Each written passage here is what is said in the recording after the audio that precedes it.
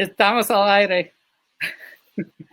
Hola, bienvenidos a LASA Dialogue. Soy Angelina Kotler, directora de Membresía y Desarrollo, y hoy día estamos con un programa dedicado a Ecuador, el levantamiento indígena y popular en Ecuador, propuesta neoliberal y respuestas sociales. Tenemos un panel que nos invita, que nos están acompañando hoy día. Tenemos primero Yoconda Herrera, profesora de Sociología y Estudios de Género en Flaxo y también vicepresidenta de LASA. Mark Becker, profesor de Historia en Truman State University, y Mónica Mancero, de la Facultad de Ciencias Sociales y Humanidades de la Universidad Central del Ecuador. Como siempre, invitamos a todas las personas que nos están viendo en vivo, si quieren mandar preguntas para el panel, y les agradecemos que nos acompañen y hasta la próxima emisión de LASA Dialogues. Muchas gracias, Angelina. Buenas tardes con Mark y Mónica. Empezamos entonces este diálogo. La idea es tener... Nos acompañen y hasta la próxima emisión de LASA. Relativamente cortas. Sabemos que podemos probablemente tener preguntas del público. Habíamos colocado básicamente dos preguntas guías para nuestras primeras impresiones, reflexiones sobre el proceso que acabamos de vivir en el país. Creo que vamos a tener la posibilidad de presentar visiones de cerca y de fuera. Mónica ha estado ahí en todo el proceso y además es de una de las universidades que tuvo una participación muy activa en todo el proceso del levantamiento. Mark, como sabemos, conoce profundamente el movimiento indígena ecuatoriano. Yo he estado de cerca y de lejos, no estuve la semana pasada en Ecuador, vivo en Ecuador y desde Flaxo he trabajado con el movimiento indígena, especialmente de Cañar. Sin más, habíamos planteado este diálogo en base, como les decía, a dos preguntas fundamentales: cuáles fueron los actores, cuáles son los actores y cuáles son sus agendas y sus tensiones, cuáles fueron los actores del proceso, cuáles fueron sus agendas y qué tensiones podemos identificar en torno a ellas. Y un segundo momento exploraremos más bien la pregunta post-conflicto, cómo vemos los desafíos tanto para la democracia como para la convivencia social de este proceso que acabamos de vivir, que nos deja, yo creo, muchas lecciones,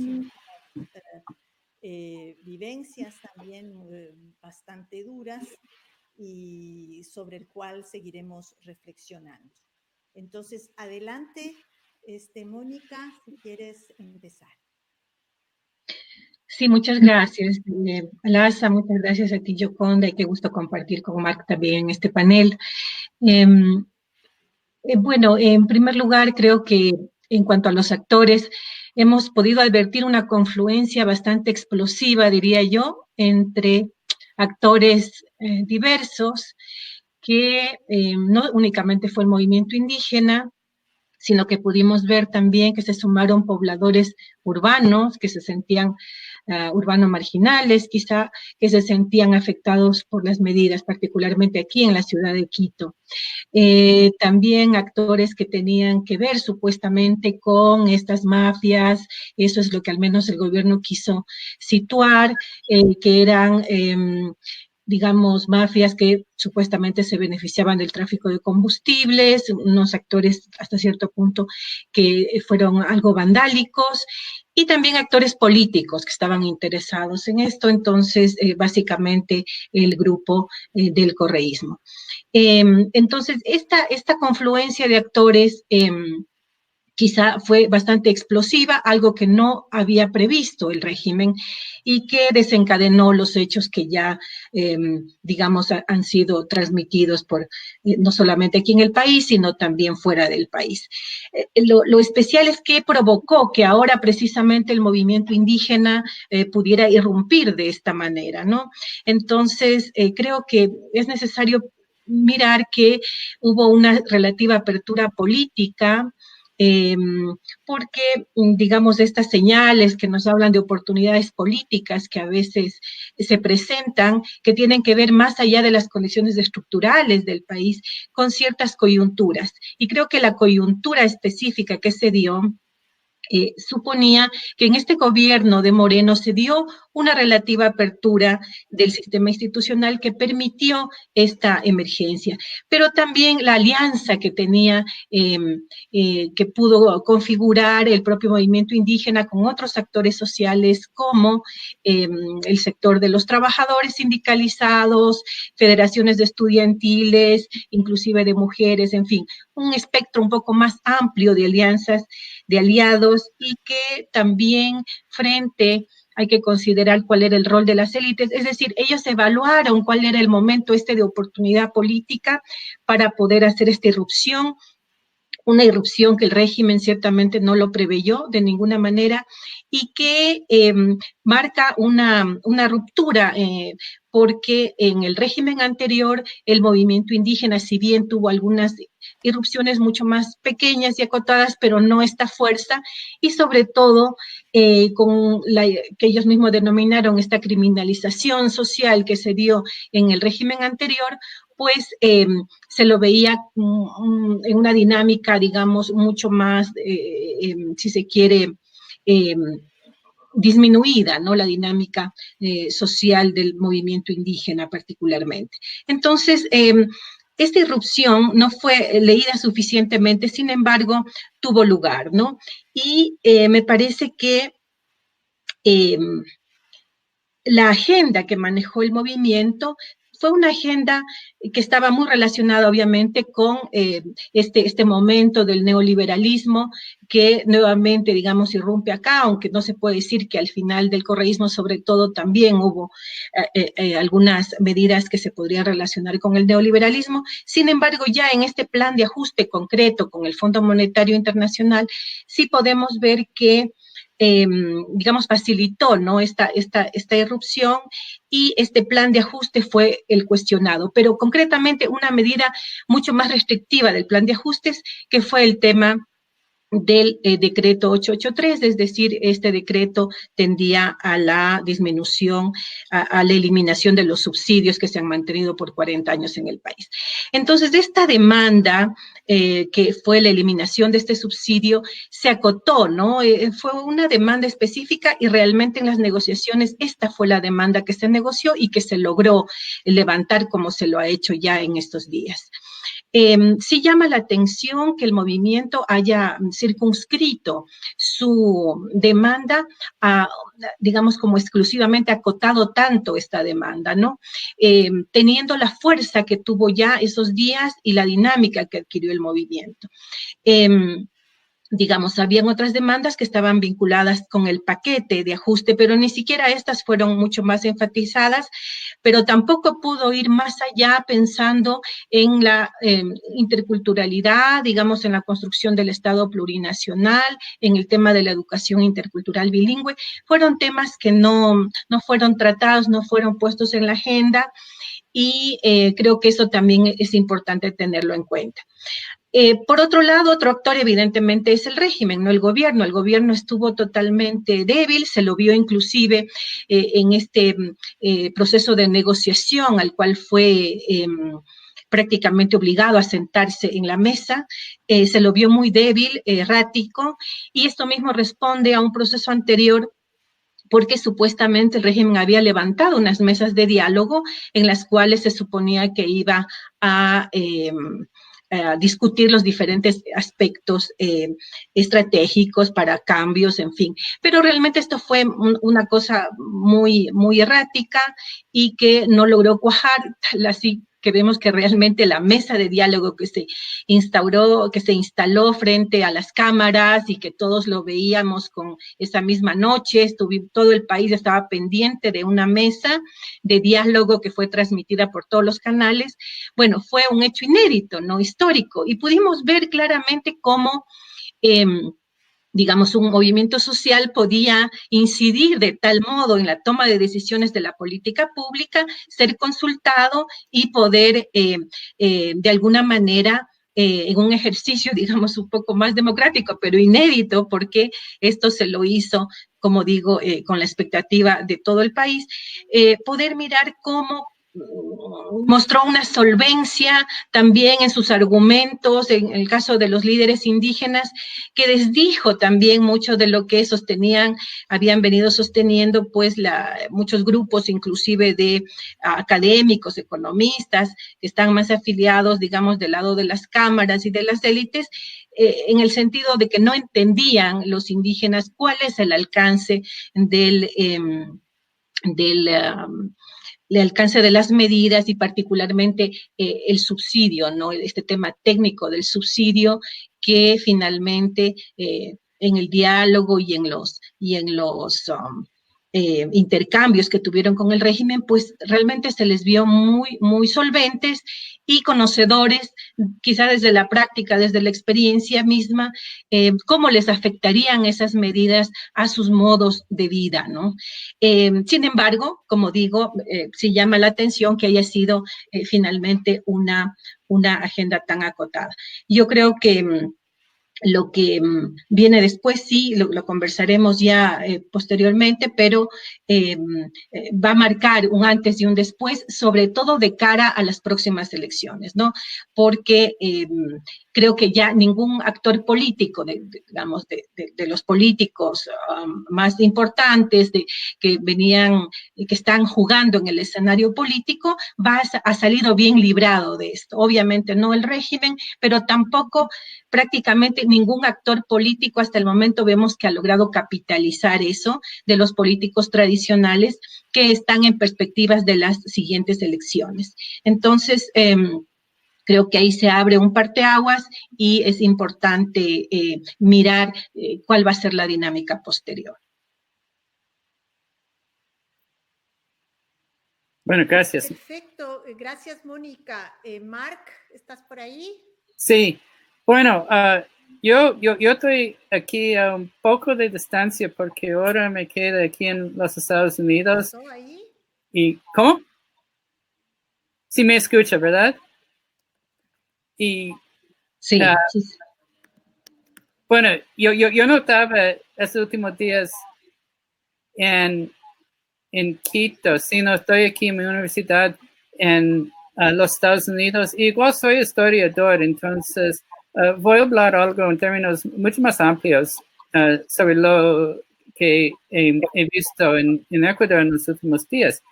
Y bueno, por un parte, creo que por uno se quedaba, sorprendido de este nivel de protesta porque a los 10 años, 15 años, no hemos visto este nivel de movilización por las calles. Entonces, es algo sorprendente que vemos este tipo de protesta que fueron más común en los años 80, 90.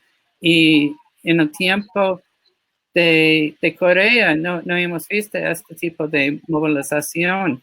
Y lo que me ocurre desde mi punto de vista es que este tipo de movilización no viene de nada, que siempre hay un proceso organizativo que queda detrás de este tipo de movilización. Entonces, eso lo veo desde un punto de vista histórico, que siempre cuando hay este tipo de movilización, hay preparación, hay organización, hay gente que está atrás haciendo lo que necesita para preparar la tierra para tener este tipo de movilización. Eso es un punto que la movilización no viene de nada. Otro punto es que siempre hay que pensar en los actores y no en un actor singular. Y más que todo, cuando se habla de movimientos indígenas, hay que pensar en movimientos y no solo un movimiento. Y eso es siempre lo que hemos visto de los actores indígenas, que hay muchas líneas, muchas perspectivas, muchos intereses que no solo andan en común. Y en esta última movilización lo hemos visto igual como antes, que siempre se habla de la CONAI, pero también está presente las otras organizaciones y creo que hay que tomar esto en cuenta, que hay varias ideas que están en juego aquí. Bueno, gracias. Yocanda, te pasa a ti. Sí, creo que Gioconda no escucha. Ya terminó, entonces ya le aviso.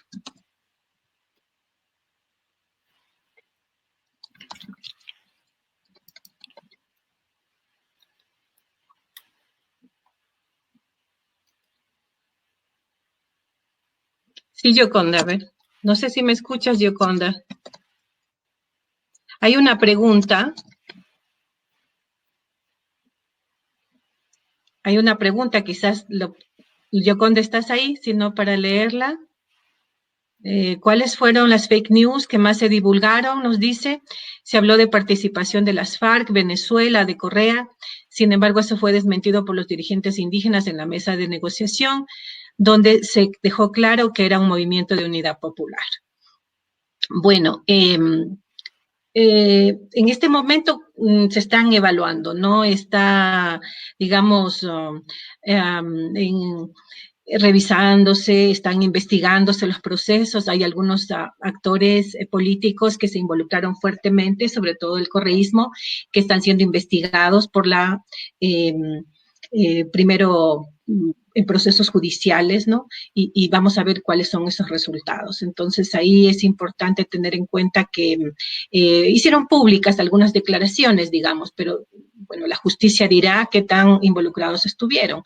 De todas maneras, creo que es importante para el país, esto quizás más como un deber ser que como un análisis, creo que es importante que todo se lleve con el debido proceso, con la mesura del caso, porque nos haría mucho daño si en este momento se implementan persecuciones o cacería de brujas y esto creo que hay que pedirle al Estado y a la justicia también que se garantice esto.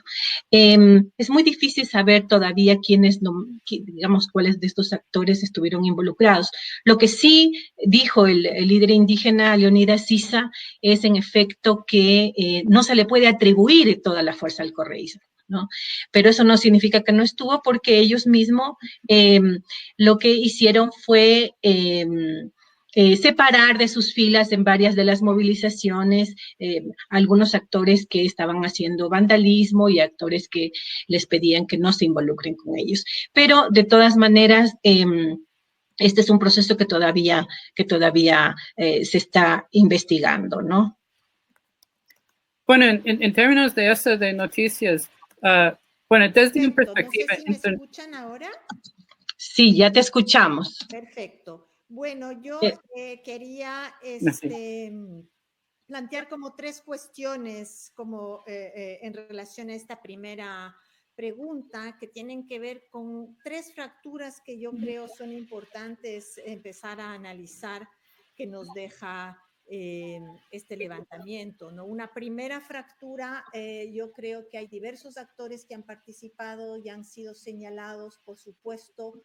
Hemos visto el retorno del actor histórico del movimiento indígena y su rol histórico luego de ya más de 40 años. No sé si es un retorno, no, me parece que siempre estuvo ahí, pero efectivamente, como mencionó Mónica, no había tenido un rol protagónico tan fuerte hasta ahora. También me parece que vemos un resurgimiento, y no de ahora, sino desde hace ya varios años, de un movimiento de mujeres mucho más radicalizado en torno a propuestas feministas claras, y un movimiento estudiantil que tampoco habíamos visto muy presente en los últimos 20 años que se ha reactivado. Yo creo que la confluencia de estos tres movimientos, más yo diría sí un actor que fue el correísmo, es un actor que estuvo presente en el levantamiento y sobre el cual me parece que se instala la primera fractura, los primeros problemas. Me parece que una primera fractura dentro del propio movimiento que se levantó, del propio movimiento social que protagonizó esta paralización, está precisamente en esa desconfianza mutua entre los actores sociales, una desconfianza que tiene que ser trabajada, que tiene que ser trabajada políticamente dentro de los movimientos. Creo que asistimos al resurgimiento de la sociedad civil con mucho más fuerza que lo que había tenido en los últimos 10, 15 años. Me parece que volvemos a un rol mucho más central de la sociedad civil. Creo que esto es positivo porque puede trabajarse, pueden producirse cambios y podemos visualizar cambios más paulatinos, más asentados, luego de que volvamos, que asentemos un poquito todas las pasiones y las diferencias y las violencias que se dieron en este proceso. Una segunda fractura, entonces hay una fractura, digamos, es un movimiento que surgió, pero que surgió con muchas fracturas también que hay que empezar a reflexionar desde dónde y cómo podemos apaciguar y trabajar hacia un sanamiento, diría, un proceso de sanación. Una segunda fractura y tensión me parece que es la fractura regional. Claramente este proceso nos dejó ver una irrupción muy tímida de los actores políticos y cuando estos surgieron, lo hicieron para ahondar, para profundizar esta fractura regional que sabemos que es un clivaje histórico que tiene el Ecuador sobre el cual se levanta la construcción de su Estado Nacional. Es un tema no resuelto y que en estos momentos álgidos pues siempre se presenta. Me parece que se presentó con mucha fuerza ahora, inclusive aupada de alguna manera por el Estado que el gobierno se trasladó a la ciudad de Guayaquil. Nos quedamos sin poder central en la capital, también sin poder local igualmente y con un discurso regional absolutamente partido. Entonces esa fractura regional se hizo presente nuevamente con muchísima fuerza y es algo sobre lo que lo tenemos como evidente en el Ecuador, pero nunca se lo ha trabajado suficientemente. Creo que ese es otro de los temas muy fuertes que ha surgido. Y creo que la tercera fractura es una fractura social que deja ver un proceso con muchos clivajes de desigualdad, en donde la desigualdad no solo es de clase, hay una lucha de clases, yo creo que se dio una lucha de clases bastante clara, procesos, digamos, en donde se enfrentaban, digamos, clases sociales, sobre todo en términos urbano-populares, pero evidentemente el racismo que ha surgido tanto en los discursos como en las actuaciones, tan disfrazado o más directo, es muy preocupante. Creo que el rol del gobierno en ese sentido fue más que apaciguar estas fracturas a las que se vio enfrentado el país, tomó un rol de profundización de esas fracturas, unas fracturas de profundización de la fractura regional, de profundización de la fractura social y de profundización a través del uso de la violencia, yo diría, de esa fractura social, un uso de la violencia absolutamente desproporcionada y desmedida, que a su vez produjo una escalada de violencia social igualmente. Entonces nos vemos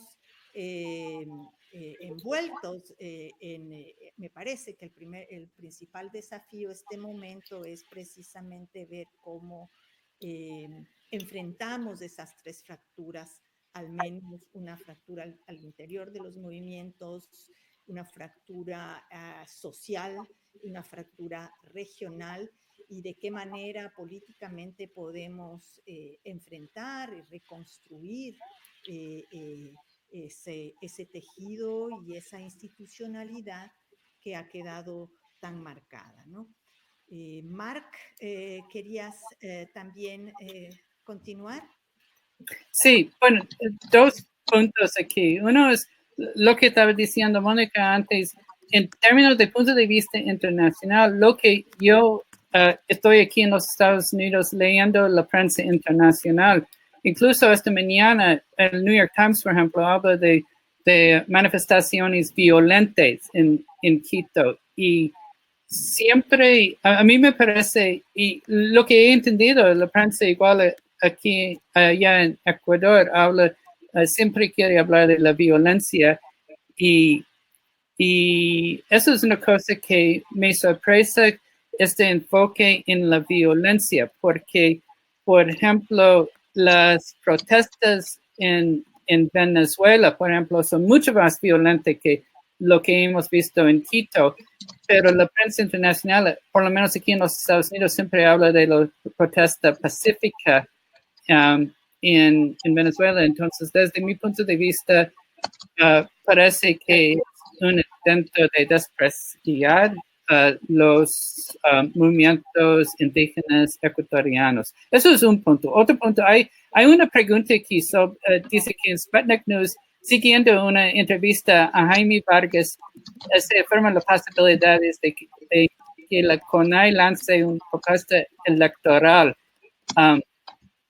Y bueno, la lógica de movimientos sociales y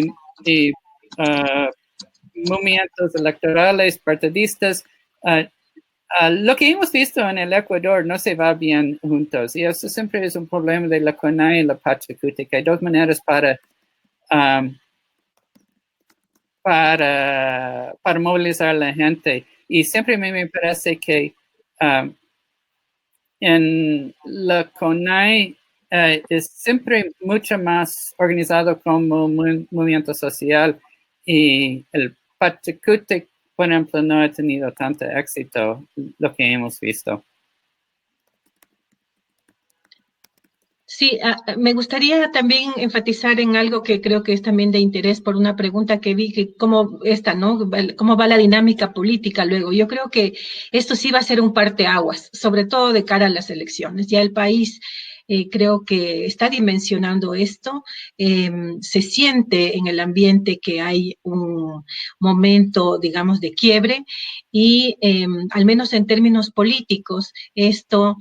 yo lo que puedo alcanzar a ver al momento es que los actores políticos tradicionales que venían en el escenario político de este momento, prácticamente todos han salido afectados de esto. O sea, no hay un ganador, digamos así, de la dinámica que se ha dado.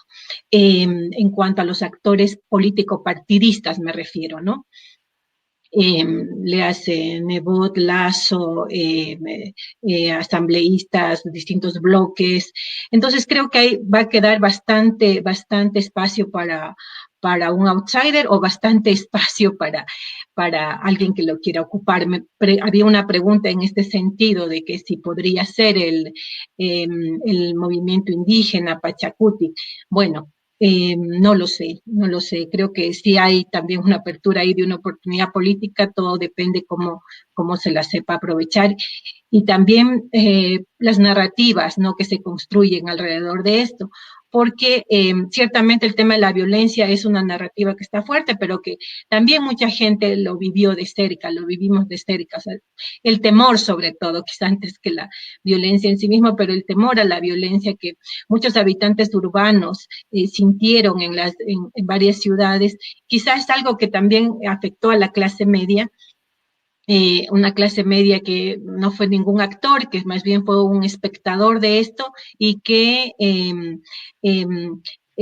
decía claramente en las redes, digamos que, y en general, bueno, en la opinión pública posicionándose esto de que no les representa el movimiento indígena porque apenas son el 7%, ¿no? Bajo este argumento, entonces, que nosotros sabemos que esa adscripción, pues, primero no es la adecuada porque cruza todo el tema del colonialismo, en fin, el racismo, pero este no sentirse representados, ¿no?, que es la narrativa que se va posicionando por ahí, también haría que, por un lado, de parte de las élites, creo que hay que tener cuidado porque podrían creo que radicalizar sus discursos racistas y posicionarse casi con discursos supremacistas tipo Bolsonaro, y ahí me parece que habría que tener cuidado con estos temas de parte de élites, de derechas fascistoides, y de parte pues de la clase media, este temor que va a venir a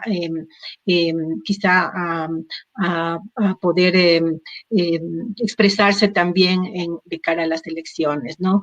Pero de todas maneras creo que el escenario se abrió mucho más, el escenario político, y eso tendrá que hacer la lectura, pues, los propios movimientos sociales que estuvieron participando.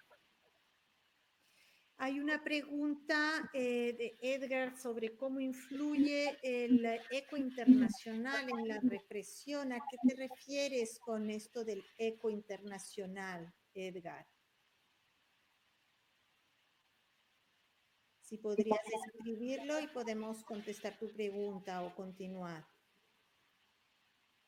Bueno, en todo caso, en términos de los desafíos políticos, si podemos seguir, efectivamente, yo creo que hay que enfrentar primero todos los actos de violencia de parte y parte, ver también, juzgar la represión que se produjo de parte del Estado, los actos de violencia social no pueden quedar impunes.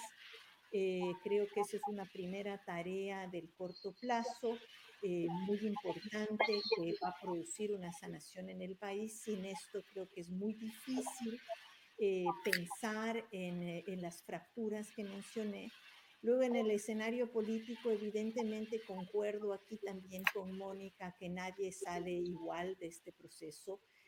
Creo que los partidos políticos muy cómodamente se silenciaron porque estaban pensando en el 21, nadie supo exactamente cómo reaccionar en este proceso. Hubo unos tímidos apoyos, yo diría, al presidente de la República en ese sentido.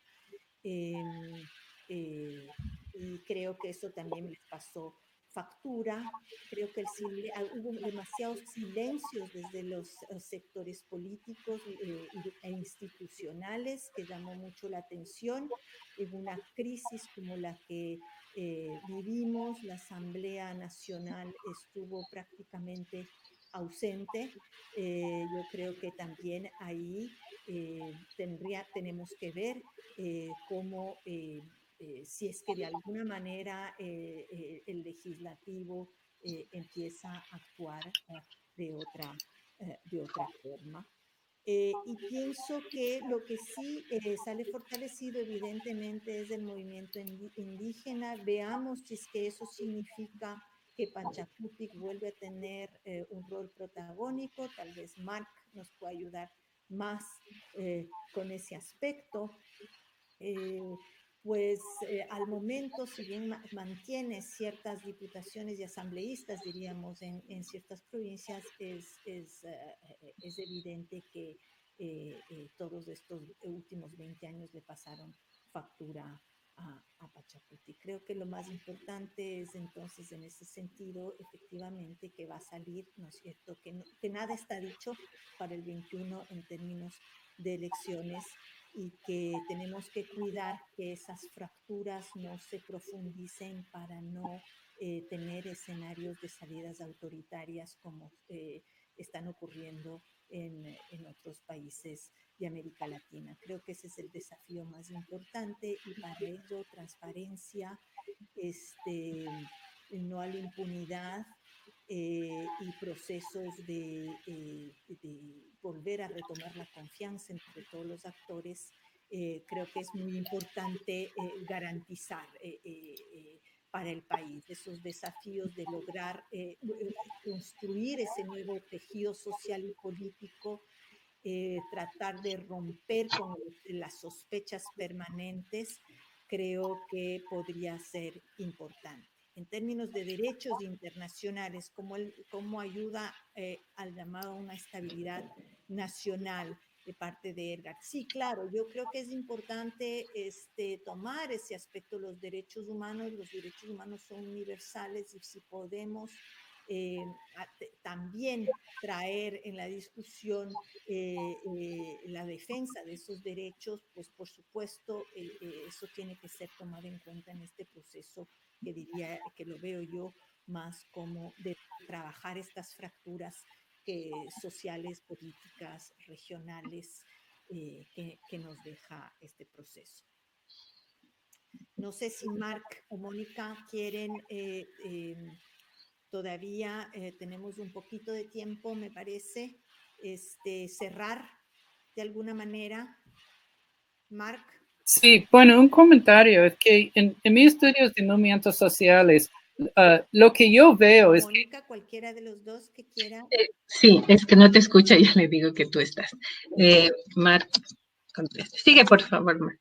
Ok, bueno, en términos de mis estudios de movimientos sociales, lo que yo veo es lo que hemos visto aquí en el Ecuador el día de ayer, es que ese tipo de movimientos sociales sale muy fuerte para parar políticas que no están a favor de nosotros, pero para armar alternativas es mucho más difícil. Y como es pregunta de Jaime Vargas para lanzar una campaña electoral, eso es que necesitamos para proponer alternativas positivas que favorezcan a nosotros, pero eso es mucho más difícil porque todos sabemos lo que estamos en contra, pero en términos de lo que estamos a favor, todos de nosotros tenemos nuestras propias ideas y es mucho más complicado para hacer una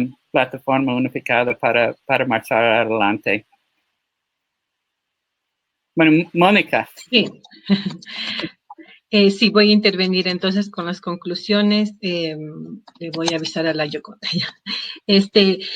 A ver, creo que de lo que se ha dicho, concuerdo con Yoconda en que esto tiene que investigarse, tiene que haber transparencia, tiene que haber justicia y debido proceso para todos los actores implicados. Creo que hay que sanar esto en efecto y eso es muy, muy importante ahora. Y además de eso, quería mencionar que una particularidad de este proceso fue el rol de las Fuerzas Armadas, ¿no? Nosotros sabemos históricamente que en los distintos momentos en los que, digamos, hubo todas estas refriegas que terminaron con presidentes que fueron depuestos, el rol de las Fuerzas Armadas fue determinante, ¿no? Y en este momento, pues sí tomaron un rol que fue lo que también permitió, digamos, de respaldo al régimen institucional, que permitió que esto siguiera. Ahora bien, la agenda del movimiento indígena nunca pusieron el tema, al menos no oficialmente, nunca fue el tema de desestabilizar al régimen. Ellos se encargaron de aclarar mucho esto y por lo tanto, bueno, por ahí venían los pánicos quizá de esta asamblea ausente, porque habíamos visto en procesos anteriores qué rol había jugado la asamblea, que fue el escenario que propició quizá las caídas de estos regímenes anteriores. Entonces, creo que ahí las Fuerzas Armadas pues jugaron un rol distinto y eso hizo que digamos, hubiera esta relativa estabilidad del régimen en este momento, con un movimiento indígena bastante fortalecido, cierto, y concuerdo con esa idea de Marx, que me parece mucho más complejo, evidentemente, lanzar una plataforma de lucha y unas candidaturas, porque también como que Pachacutic también tiene como un techo, ¿no? Un cierto electorado, pero que resulta difícil superar eso. Pero creo que hay también para la sociedad ecuatoriana otros retos, aparte de lo que ha señalado Yoconda, que es el tema también de la crisis económica, de la cuestión fiscal, de cómo lo manejen ahora, la crisis fiscal y quizá más que la crisis fiscal, el déficit que se está queriendo como la narrativa que se impone, el tema de la balanza de pagos, del déficit de balanza de pagos, que es un tema que afecta mucho a la economía y pues luego de este nuevo escenario, a ver cómo las élites van a manejar el propio acuerdo con el fondo. El fondo apareció hoy día diciendo que pues ya, que saluda que las políticas que se estén consensuando con los sectores sociales. Una dirigente ahí del Fondo Monetario. Entonces, ¿qué va a pasar con ese acuerdo, con esas otras medidas? Hay medidas que también afectan a los sectores pues, de trabajadores, sobre todo el sector público, varias medidas que van inclusive pues, en cuanto a vacaciones, en cuanto a contratos, tiempos de contratos, en fin. Pues eso también están dialogando con las federaciones, con el FUT básicamente, y ahí también hay que ver que, bueno, la estrategia esa también del régimen fue negociar por separado, ¿no? Hay que decirlo que quizá esa fue una estrategia que también se implementó. Bueno, la preponderancia al movimiento indígena evidentemente le dio el protagonismo para sentarse en la mesa esa noche y poder ahí determinar prácticamente el derogatoria del decreto, pero habían otros temas más en la mesa y esos fueron más preocupación de los sectores de trabajadores. Y esos se están negociando, pero no sabemos exactamente cómo va a terminar. Entonces, es un escenario bastante complejo en términos económicos para el país y vemos que estas élites económicas pues que estaban al mando del Estado sí tuvieron mucha miopía en poder ver cómo estas salidas, no tanto desde la perspectiva estrictamente económica, pero también desde la perspectiva social y política, porque no pudieron dimensionar, porque no, quizá están muy alejadas de la dinámica, pues, de la movilización social, no pudieron leer en absoluto el escenario, sobre todo estos decisores económicos que fueron los que tomaron las medidas, y también hay que pensar que fue como más dirigido hacia la clase media para que ella no se, digamos, no proteste demasiado por el tema de que no se subió el IVA y también se dieron unas facilidades para comprar, bajar aranceles en el tema de dispositivos celulares, inclusive autos hasta un cierto techo, cosa que iría en detrimento de la balanza de pagos, pero me parece que eso fue más como una dádiva hacia la clase media que en este momento no sabemos cómo se va a sostener. Entonces, por un lado, un escenario económico complejo y por otro lado, un escenario político y social también que se va a tener recambios, ¿no? Y que hay que ver entonces pues cómo se posiciona este movimiento que sí sale fortalecido. Eso yo cuento. Perfecto, simplemente para cerrar, yo creo que se quedan muchísimos temas fuera, tal vez uno de lo que no hemos hablado es el rol de los medios de comunicación en este proceso, que fue muy criticado por ciertos sectores. Yo diría que al estar lejos yo no estoy en Ecuador y el haber seguido todo el proceso a través de medios de comunicación, tanto los formales como alternativos, me hace pensar que ya ese es un gran paso que ha dado el país. Tenemos muchísimos medios alternativos. La cantidad de producción y reflexiones que se están dando este momento sobre los 12 días de movilización ha sido muy importante. A pesar de los grandes desafíos y yo creo que la convulsión que esto ha significado para todos nosotros, Creo que es un momento de mucha reflexión, de mucha reflexividad. Hay mucha producción, la gente está escribiendo, está opinando, está construyendo opinión de distinto tipo, con distintas perspectivas, y yo creo que eso es muy importante. Entonces quería subrayar esa construcción de esfera pública, de opinión pública y de reflexión me parece central. Para salir adelante, y concuerdo con Mónica que evidentemente el tema económico es el que no está resuelto. Sabemos que tenemos un problema fiscal muy grande, pero también sabemos y sabíamos que hay dos temas que en el Ecuador históricamente o desde hace al menos 30 años, 20 años no se pueden topar. El uno es el del subsidio a la gasolina y el gas, y el otro es el de la dolarización. Esos han sido siempre nuestros dos tabús muy fuertes que tienen que ser, que políticamente al momento no son ni van a ser aceptados en el país. Hay que buscar, por lo tanto, salidas alternativas, formas distintas de enfrentar esta cuestión. Creo que les queda esta lección. Muchas gracias a todas las personas que intervinieron con preguntas en este diálogo. Nos quedan muchas más preguntas y esperemos poder tener otros espacios para seguir debatiendo sobre nuestras primeras impresiones de este proceso. Hasta una próxima ocasión. No sé si Mónica o Marc también quieren despedirse. Bueno, gracias a todas.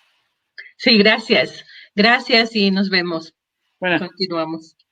Sí. Bueno, hasta la próxima vez entonces.